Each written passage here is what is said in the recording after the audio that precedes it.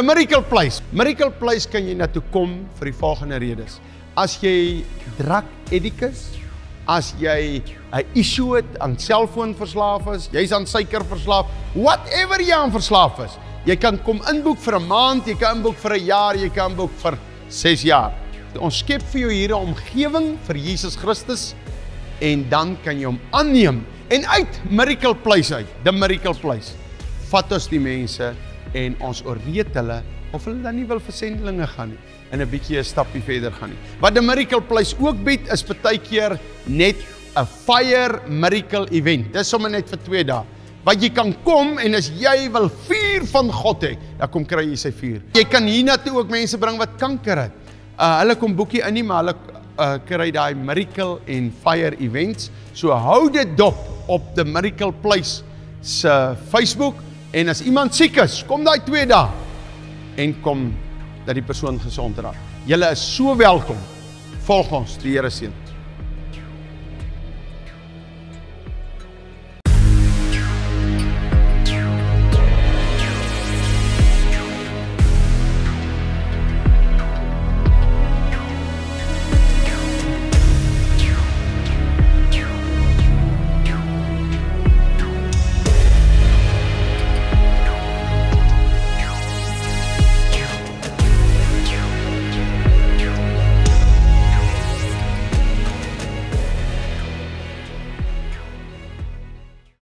Goeiedag almal. Ek wil net dankie sê vir hierdie geleentheid dat ek by School of Fire met julle kan kom deel my ervaring wat ek gehad het in Brazil, die Amazonas. En ja, ek wil net begin by ek het die geleentheid gehad om as volunteer te gaan en in Brazil te gaan help, sendelinge te gaan help. En ja, hierdie ervaring wat ek ervaar het, was goeie tye, slegte tye. Die belangrikste van hierdie geleentheid was net om deur te druk en om op God staat te maak en nie op myself nie. Soos van julle weet, het daar ietsie gebeur, daar was 'n insident gewees en daar was die ander sendeling wat saam met my daar was, het selfmoord gepleeg. Het is nie ietsie wat mens verwag het nie. En ja, dit is 'n slegte ding in die sendingveld om daar te kan bly. Dit was 'n groot gebedsaak vir my en ja, die Here het net vir my gesê, druk deur. So ja. Goeie tye wat ek kan onthou. Dit is maar soos enige ander sendingveld. Jy moet bereid wees om te kan submit onder God se opdrag. Moenie staat maak op jou eie denke en op jou eie verstand nie. Daar kom challenges, elke dag is daar challenges.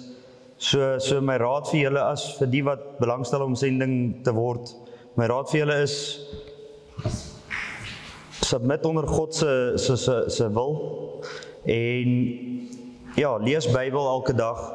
As jy nie jou dag begin met die woord van God nie, het jy challenges. Daar's dae gewees wat ek challenges gehad het en ek was nie gehoorsaam ten volle elke dag nie. Soos ons as mens, ons lewe in 'n sondige wêreld en challenges kom, versoekinge kom, maar as jy in God se woord bly, kan jy hierdie dinge oorkom en jy kan die vyand kan jy weerstaan. So ja, ek het nie baie om te deel nie, soos ek sê, ek het slegte tye daar gehad en ek het goeie tye daar gehad. Die kos was iets wat ek nie verwag het nie, baie dinge is vreemd gewees, maar dit was draagsaam. Ek kon alles eet sonder om te sê dit is sleg. Baie mense sê vir julle dalk ja, yes, ons eet rietrot of ons eet die en ons eet daai, maar dit is tog nie so nie. Jy moet fisiese sendeling wees sonder enige ondersteuning, ek dink om daai kosse te moet eet. Maar ja, julle, ek het eintlik op my hart het ek 'n woord wat ek wil bring vir julle. Ek gaan julle nou 'n kans gee om vrae te vra as julle wil, oor die sendingskant. Soos ek sê, ek is nie 'n sendeling nie, ek is 'n volonteer gewees om sendelinge te kan gaan help. 'n Sendeling is iemand wat hulle lewe neerlê en hulle leefwyse neerlê en net vir die Here en 'n commitment maak om elke dag as 'n sendeling in die veld te wees. Om die Here te gaan dien in 'n ander land, jou hele familie soontoe te vat, alles agter te los, om God se woord te gaan verkondig, maak jou 'n ware sendeling.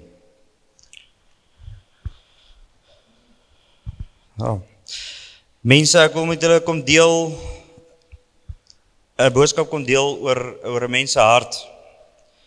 En in die sendingveld het ek nog 'n verharde hart gehad. Dit is iets wat my sendingtyd bietjie challenging gemaak het, maar ek moes deur dit gaan om ook meer na die Here se hart te soek en my nie op my eie troon te plaas nie, maar God te soek om op my troon te kom wees van my hart.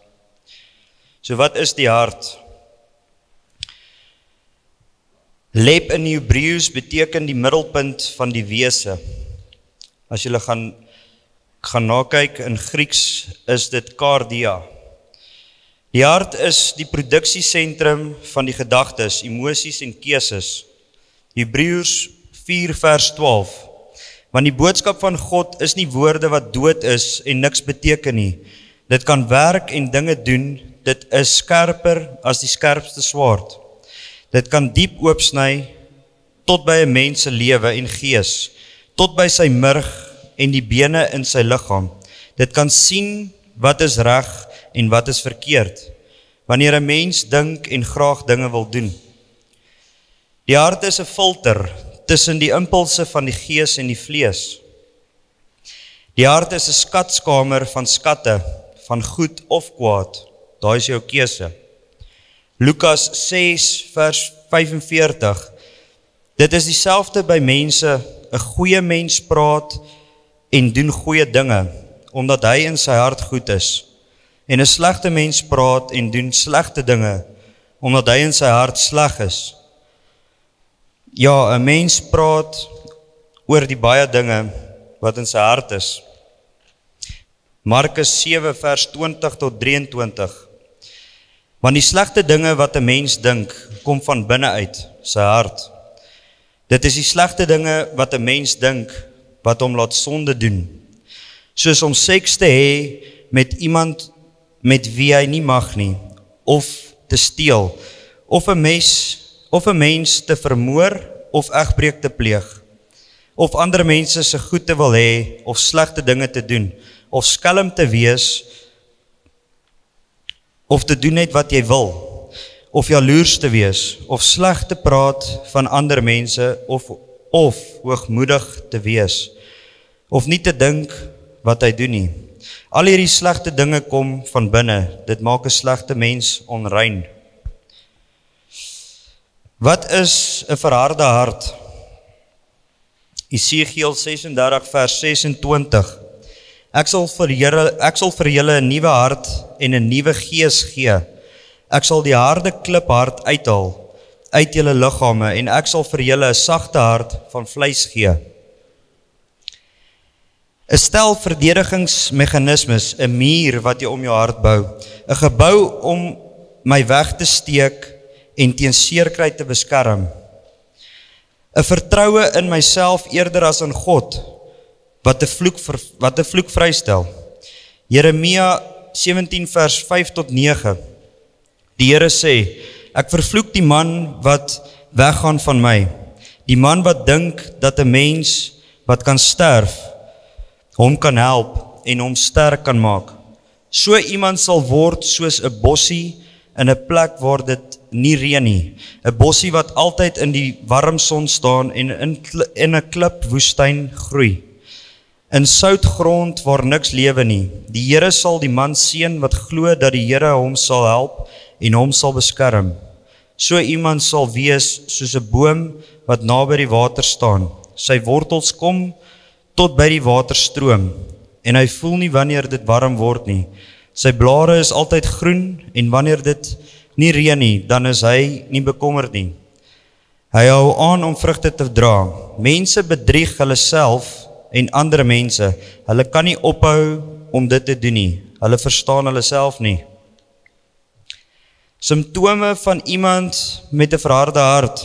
Hier is punte wat ek wil raak met die woord van die Here as bewyse. Dikwels moedig, so mense is dikwels moedig, uitgaande, begaafd, intelligent, dienend of diensgerig. Groot onvermoë om te ontvang, dikwels 'n groot gewer. 1 Johannes 4 vers 20. Wanneer mense sê hulle is lief vir God, maar hulle haat ander gelowiges, dan lieg hulle. Hulle kan die ander gelowiges sien, maar is nie lief vir hulle nie. Kan hulle dan lief wees vir God? God vir wie hulle nie sien nie? Nee. As ek nie liefde van mense kan ontvang nie, kan ek ook nie van God nie.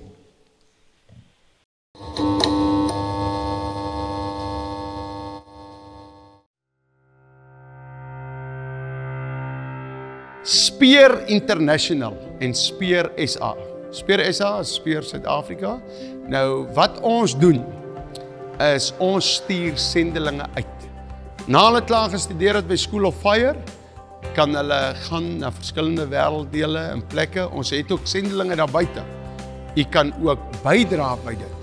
Mense daar buite het partykeer ondervindinge jare al vir Jesus. Hulle het nie 3 jaar gestudeer nie, maar hulle wil ook graag sendelinge raak, maar hulle kan nie vir 3 jaar kom nie. Dan bel jy ons het 'n onderhoud met jou en jy kan round-off kursus kom doen hier by Speer International. En dan kan ons jou ook uitstuur. Maar dit kan jy nie deur 'n e-posadres hanteer nie. Jy bel ons, daar is 2 nommers op die skerm. Dit is myne en Andre Strauss se nommer. Bel ons en ons praat met jou. God seën.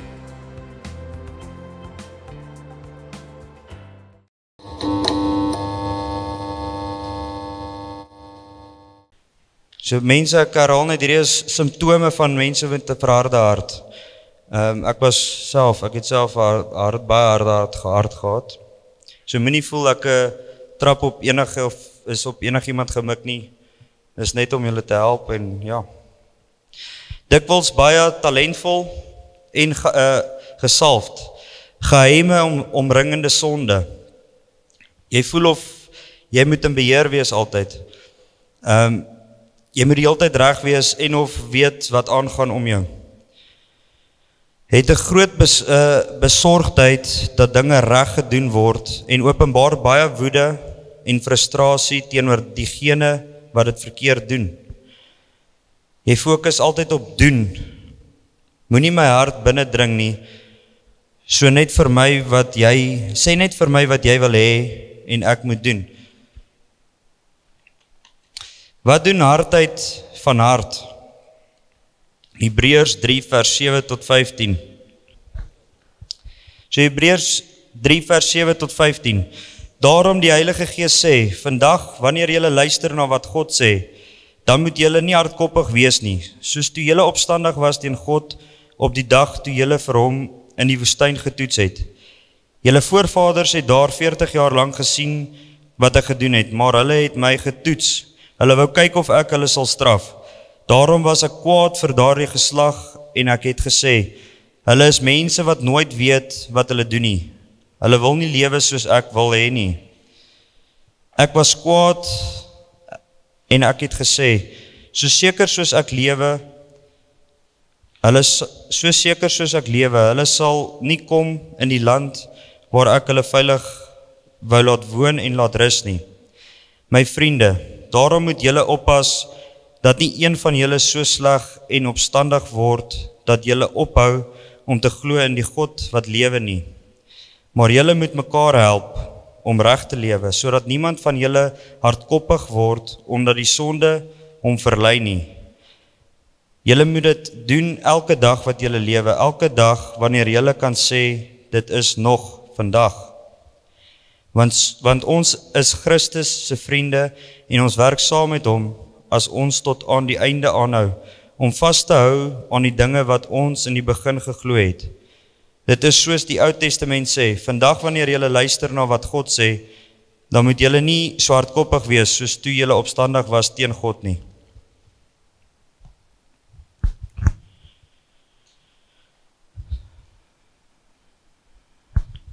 So, met 'n hardheid van hart berou mens gewoonlik jou in geloof, in ongeloof. Jy behou jouself in ongeloof. Jy isoleer jou van ander. Weerhou jou daarvan om die woord van God te verwerk en in te ent. So Jakobus 1 vers 23. Want wanneer iemand luister na God se boodskap en hy doen nie wat God sê nie, dan is hy soos 'n mens wat in 'n spieël na sy eie gesig kyk. Jy lei dikwels tot sielike of fisiese egbreek. God se metode om verborge hardheid van hart bloot te lê. Aanstoot. God beledig die verstand gereeld om die hart bloot te lê. Spreuke 18 vers 19. 'n Mens kan nie maklik inkom in 'n stad wat sterk mure het nie. Ook nie in 'n paleis wat 'n sluitbalk aan die poort het nie. Jy kan ook nie maklik praat met 'n broer wat kwaad is vir jou omdat jy iets verkeerd gedoen het aan hom nie.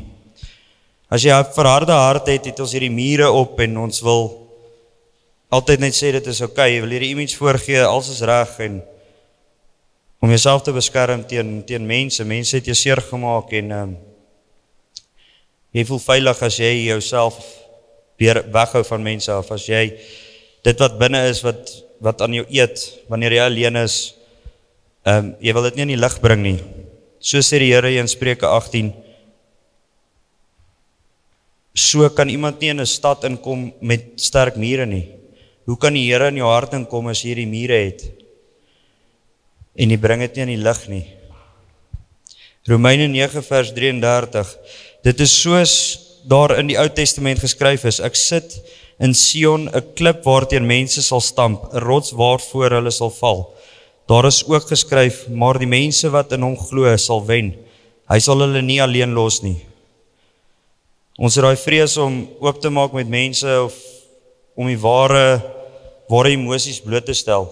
Al hierdie emosies, al hierdie seer in jou hart genees kan word is om met waarheid te kan optree, om te kan sê, luister, hierdie is ek gewees en die Here gaan dadelik daarin werk en jy kan môre kan jy sê, maar hierdie is wie God sê ek is. En ek dink net dit is daai besluit wat ons maak, wat ons kan terughou van God se werke in ons lewe.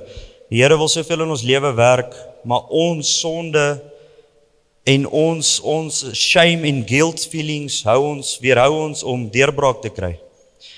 Die Here wil soveel mense se situasies genees, maar ons onvergewensgesindheid weerhou ook die Here se werk. Ons het hierdie mure die hele tyd en al hierdie dinge is mure wat ons bou.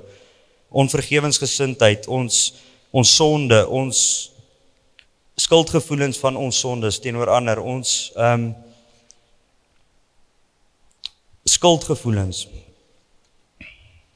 Markus 6 vers 3. Ons weet Jesus is 'n man wat houtwerk doen. Hy is Maria se seun en hy is die broer van Jakobus en Joses en Judas en Simon. Sy suster is ook hier by ons. Die mense het glad nie gehou van wat Jesus gesê het nie. Soms wil jy deel en mense gaan nie daarvan hou wat jy sê nie, of hulle gaan voel, Jesus, maar wie is die ou? Hy dink die Here kan hom red, of net die Here werk net deur hom. Maar mense het ook nie van Jesus gehou nie, deur wat hy gespreek het nie, maar hy het geweet wat is sy identiteit in God. Hy het geweet hy is God se seun. Hy hoef van niemand te verduidelik het nie. Hy het nooit homself verduidelik nie. Want hy het in God, in sy Vader se wil opgetree en hy was gehoorsaam in die Here. Hoe om 'n reeds verharde hart sag te maak?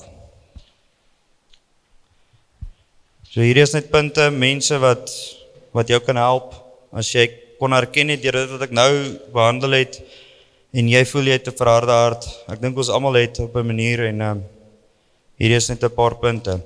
Erken aan God jou verharde hart. Bely dat jy jouself beskerm het en nie God vertrou het om jou te beskerm nie. Begin om die muur af te breek en maak jou hart oop vir ander mense. Hierdie muur kan vestings wees of leuns wees ook.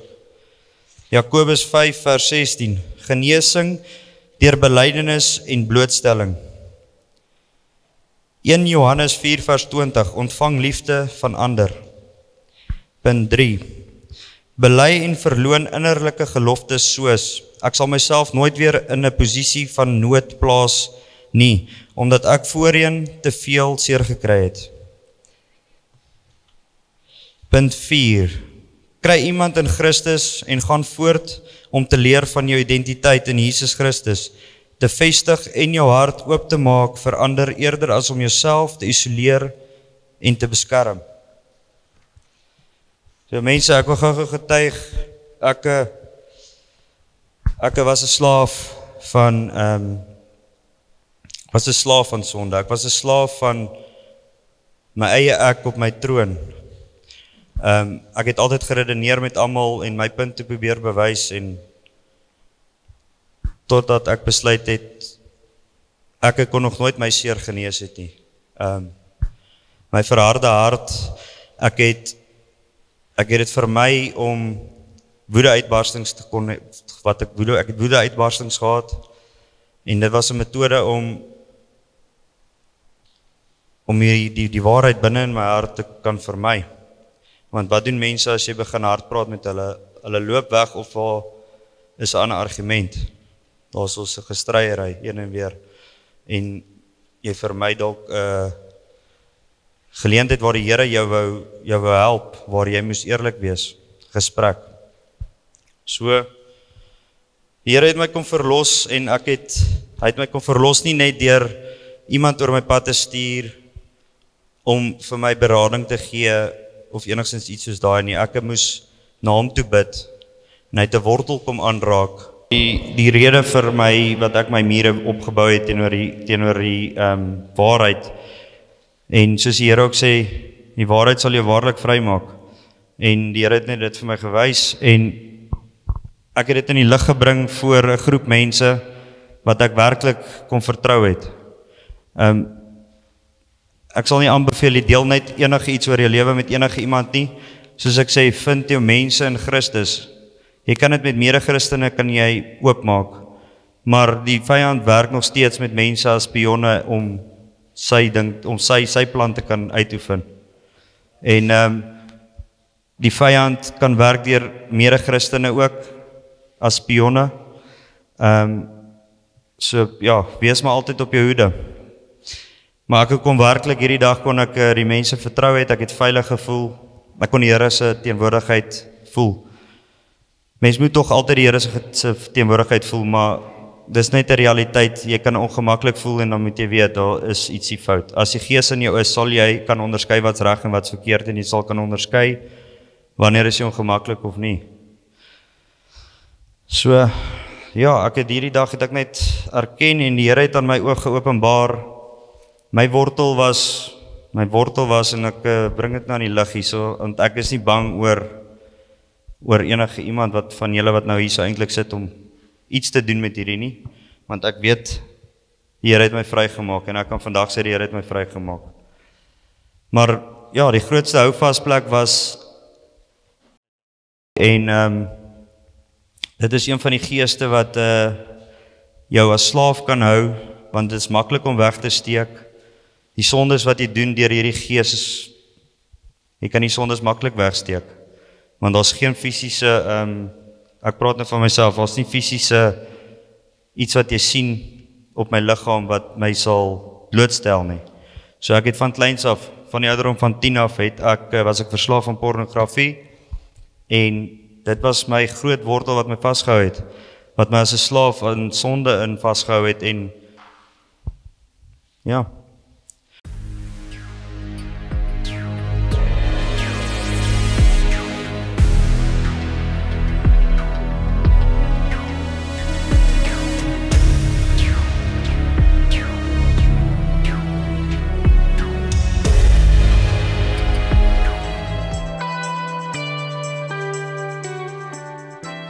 Prys die Here, ek wil jou uitnooi na School of Fire toe. Nou wat gebeur by School of Fire? Jy kan menigte dinge hier doen. Jy kan vir 'n pastoor kom leer, vir 3 jaar lank. Of jy kan vir 'n beraader kom leer. Jy kan vir 'n evangelis. Jy kan jou bekwam om vir God te werk. Jy kan ook 'n gap jaar vat. Maar nou het ons ook gap seisoene. Dat jy net vir 3 maande kom. Al wat jy moet doen, jy moet net jou e-posadres sound toe WhatsApp en ons stuur vir jou inligting. Jy kan ook na die inligting vir ons bel en 'n bietjie gesels en ons kan hierdie ding uitmekaar uitsit. Daar's ook 'n volunteerafdeling wat jy op die plaas by die krokodille kan kom werk. Hier's ook ander afdelings. Daar is kamerawerk, daar's klankwerk. Ag, daar is baie om op te noem. Daar's leerwerk, daar is materiaalwerk om rokke te maak. Baie verskeidenheid goed wat ook baie prakties is. Skakel ons en ons kan met jou gesels by School of Fire. Nou ja, die nommer is op die skerm. Stuur nou jou e-posadres met 'n WhatsApp en kom join School of Fire.